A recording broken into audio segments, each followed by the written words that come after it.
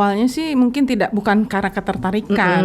Awalnya kan bukan karena ketertarikan, kenapa kok berpolitik. Masuk ke dunia politik itu tidak murah, Bun.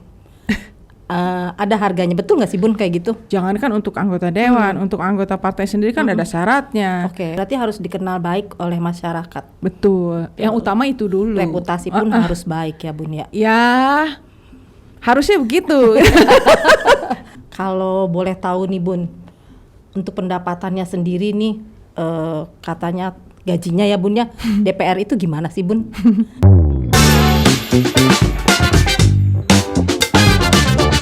Hai, selamat berjumpa lagi dengan saya Emma dalam ngobrol bareng, obrolan santai tapi menginspirasi. Kembali lagi seperti biasa kita bersama Ibu Dokter Tresnawati. Selamat sore, Ibu. Selamat sore, Mbak Emma. Kita mau bahas apa nih hari ini? Hari ini Mbak Emma ingin tahu apa? Oke, soal politik nih, Ibu. Kenapa terjun ke dunia politik ya, Bun, ya? Oke. Siap. Ini banyak pertanyaan nih, Bun, yang agak-agak hot, panas ya, Bun, karena ini membahas masalah politik. Ya. Oke. Pertama kali nih, Bun. Ibu kan seorang dokter ya, Bun, ya, dokter bedah. Kenapa sampai tertarik ke dunia politik? Gitu, Bun. Awalnya sih mungkin bukan karena ketertarikan. Awalnya kan bukan karena ketertarikan, kenapa kok berpolitik.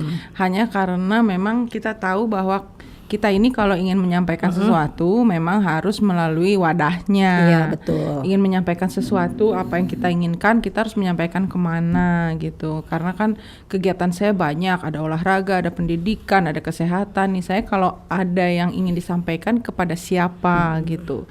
Apa nggak ngerti waktu itu gitu, nggak ngerti. Lalu katanya kalau ingin menyampaikan sesuatu sampaikanlah di tempatnya. Di mana tempatnya? Yaitu di gedung DPRD. Bagaimana caranya ke sana gitu? Apakah diri kita yang harus bertamu atau kemana? Saya nggak paham. Terus ada yang menyampaikan ya udahlah ikut aja, ikut aja masuk ke dalamnya supaya bukan sekedar bisa berbicara atau mewakili, ya juga bisa kita melakukan sesuatu. Gitu. Ya akhirnya begitu gitu atas dasar itu. Nah, bagaimana caranya? Nah, kemudian saya mempelajarinya gitu. Berarti menyampaikan sesuatu untuk masyarakat banyak ya, Bun, ya. Tentang bidang yang memang Bunda ingin sampaikan, seperti betul. Pendidikan dan kesehatan tersebut. Betul. Karena saat itu kan saya jadi masyarakat, gitu. Betul. Saya adalah pelaku olahraga, saya pelaku kesehatan, saya pelaku pendidikan gitu. Nah, saya tuh gimana nih caranya biar bisa didengar gitu. Oke. Terus kendaraan kan kalau memang mau masuk anggota dewan itu harus berkolaborasi dengan partai ya, Bun, ya? Betul. Yang Ibu sekarang bersama itu partai apa nih, Bun? Partai Gerindra, Gerakan Indonesia. Kenapa sampai Gerindra, Bun? Dari begitu banyak partai nih di Indonesia, ada PDIP, Golkar ya, Bun, ya. Kenapa sampai Gerindra? Ya, kenapa sampai Gerindra? Tentu hasil survei, hasil survei saya gitu. Pertama, nomor satunya adalah waktu itu tahun berapa ya? Tahun 2019 tuh ya. Itu ketuanya ya, mau tidak mau ketum dari partai tersebut yang menarik kita ke situ gitu, menarik kita ke situ, bahwa saya senang kepada ketumnya. Nah, kemudian kita masuk ke partai itu. Ternyata setelah masuk ya saya cocok karena nasionalis gitu ya, nasionalis demokratis gitu ya. Jadi saya masuk ke dalamnya ternyata senang. Saya di situ merasa seirama sih sampai hari ini gitu. Jadi udah berapa lama nih Ibu bergabung dengan Partai Gerindra? Jadi Partai Gerindra Ibu bergabung sebelum jadi anggota itu berapa lama, dan sampai sekarang itu berapa lama, Bun? Ya, jadi karena waktu itu kan tidak paham gitu, tidak paham. Nah, pada saat kita mau mencalonkan tuh kan ada batas waktu tuh, kita harus kemana gitu. Nah, kita harus mau masuk ke partai apa. Itu mepet sekali tuh, Mbak. Waktu saya tiba-tiba ingin masuk ke politik tuh waktunya udah mepet banget. Nah, ya udah saya putuskan untuk ke partai, ke Gerindra. Ya saya datang gitu ke situ. Saya mendaftarkan diri ke partainya gitu. Apakah bisa saya masuk menjadi anggota Partai Gerindra kadernya? Nah, kemudian apakah saya bisa masuk menjadi calon legislatif? Beda lagi tuh, Mbak, antara menjadi kader partai dan apakah kita bisa menjadi anggota legislatif dari Partai Gerindra. Itu ada 2 tahap gitu. Perlu ada persyaratan seperti harus menjadi anggota partai tersebut berapa lama baru boleh menjadi anggota dewan atau enggak, Bun? Ya, saat itu sih saya tidak merasa bahwa saya dibatasi, gitu. Saya tidak merasa bahwa oh ya Anda boleh masuk menjadi anggota legislatif setelah Anda menjadi itu, tidak.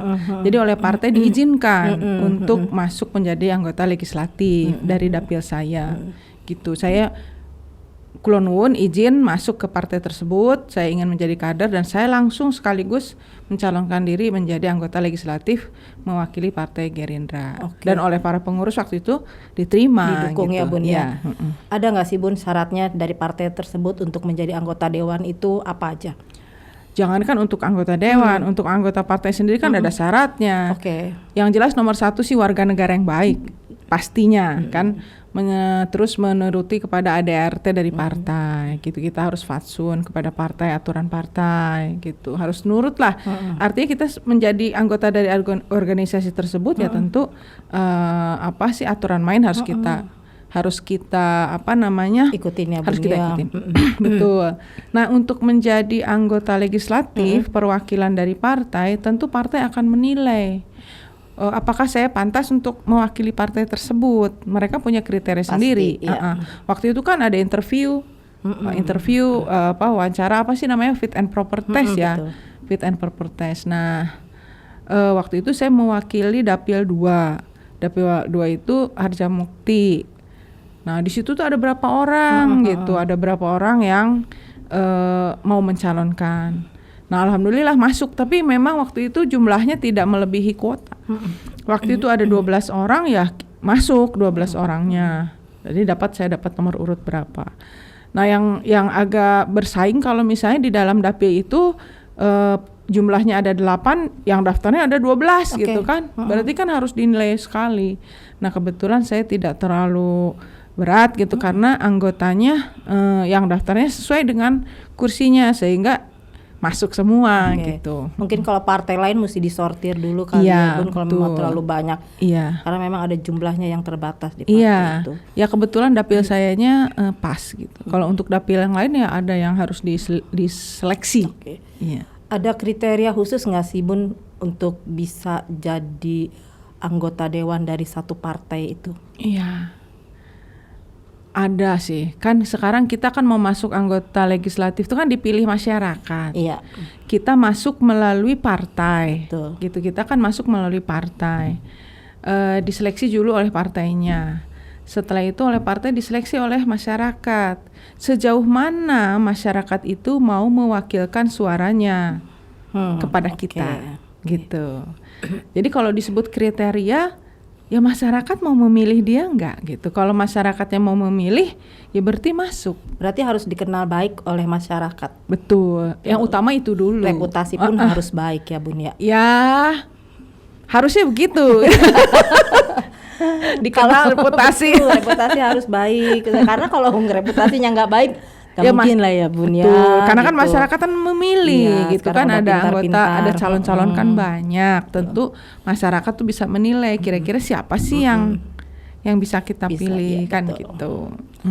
Tapi rumornya nih, Bun, denger-denger ya, masuk ke dunia politik itu tidak murah, Bun. Ada harganya, betul nggak sih, Bun, kayak gitu? Ya betul. Dalam hal apa? Tapi saya betulnya betul bagaimana? Memang semua ada biaya, Mbak. Mau masuk sekolah juga kan ada uang gedung, ada apa. Nah, tapi kalau di dunia politik yang saya alami ya, semua kan perlu biayanya begini. Jadi bukan ada yang bilang politik uang ya, Mbak ya. Ada politik uang, ada apa itu yang disebut politik uang? Ya saya sih tidak mengalami gitu. Yang utama yang jelas saya perlu biaya, Mbak. Biaya untuk mencapai itu. Kalau kita ingin mencapai tujuan sesuatu kan kita tidak ada yang gratis ya. Tapi bukan berarti itu harus berbayar. Pada saat saya ingin memperkenalkan diri saya, tentu kan saya harus membuat APK, ya kan? Ada pertemuan, membuat bagaimana nih saya nih memperkenalkan diri. Nah, kalau saya sudah dikenal oleh masyarakat, saya juga harus memberitahu, nih masyarakat, saya mau mencalonkan loh gitu. Anda bisa menitipkan suara pada saya kan gitu. Nah itu juga kan perlu waktu, perlu waktu untuk memperkenalkan diri, perlu waktu untuk menyampaikan maksud dan tujuan, dan itu tentu berbiaya. Berbiaya itu kan harus ada acara gitu kan, acara kan untuk akomodasi dan lain-lain. Jadi yang saya rasakan ya seperti itu gitu. Dan apakah itu biaya? Ya tentu biaya. Iya. Apakah itu diperlukan? Sangat perlu. Iya. Jadi untuk orang yang tidak punya biaya ya agak berat, Mbak. Jadi ini namanya bukan money politik, tapi cost politik. Iya betul, cost biaya. politik ya Bun. Biaya yang memang harus dikeluarkan, mau tidak mau. Betul. Ya, jadi bukan sesuatu yang disebut orang money politik lah, enggak ya. Ini biaya yang memang bagaimana saya cara menyampaikan gitu. Bagaimana saya menyampaikan pada masyarakat bahwa saya akan menjadi anggota legislatif gitu. Dari menjadi anggota dewan sendiri itu ada enggak sih Bun maksudnya budgetnya tersendiri untuk disalurkan kepada masyarakat itu seperti apa, Bun? Dari anggota dewan? Betul. Sesudah jadi atau sebelum? Sesudah jadi, Bun. Sesudah jadi. Kita ada beberapa anggaran yang bisa kita sampaikan kepada masyarakat. Ada yang namanya reses. Reses itu kalau kita bertemu dengan konstituen di dapil kita, itu dibiayai oleh kantor, oleh institusi gitu ya. Nah itu saat-saat itulah, pada saat kita reses, kita bertemu dengan masyarakat, lalu mereka bicara dan mereka menyampaikan keinginannya, pokok-pokok pikiran mereka apa, lalu saya tampung. Nah ditampung, dimasukkan ke DPRD lah. Jadi semua anggota DPRD itu mencatat semua aspirasi dari masyarakat gitu. Nah itu nanti dimasukkan tuh berapa biayanya, tetap harus dibuat budget ya Bu. Iya, dibudgetkan. Itu reses. Selalu yang berikutnya lagi kita diberi dana untuk memberikan. Nah, dana yang diberikan kepada masyarakat ya kita berikan. Oh ya, dari seorang anggota DPRD misalnya di dapil saya 1 tahun sekian. Nah dari semua pokir-pokir atau usulan-usulan masyarakat mana yang paling penting, urgensi. Kalau versi saya tentu saya melihat, oh ya ini paling penting dan paling urgensi ya kita tempatkan di situ. Baik. Gitu. Nah itu semua biaya dari pemerintah. Gitu. Baik. Melalui anggota DPRD. Betul. Ya, gitu. Siap. Kalau boleh tahu nih Bun, untuk pendapatannya sendiri nih, katanya gajinya ya Bun ya, DPR itu gimana sih Bun? Itu rahasia. Ibu itu kan ada juga di dokter ya, di DPR. Iya. Apa lebih besar mana nih Bun? Boleh dibocorin, nggak dibocorin juga nggak apa-apa sih Bu. Jadi gini, kalau yang jelas kalau gaji ya sama dengan yang lain. Oke.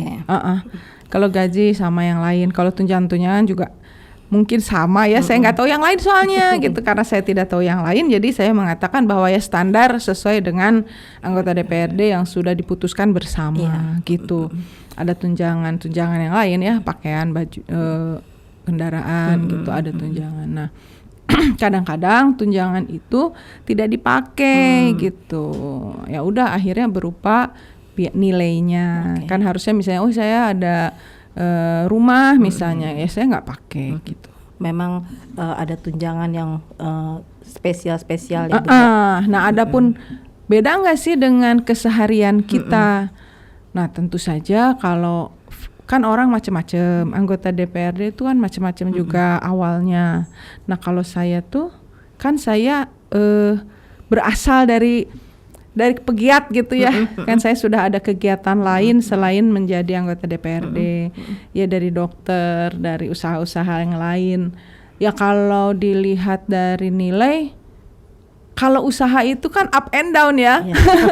Kalau pengusaha itu kadang turun, kadang naik, kalau dagang gitu ya. Terus kalau jadi dokter juga kadang dalam bulan ini orang sehat semua, nggak ada yang berobat.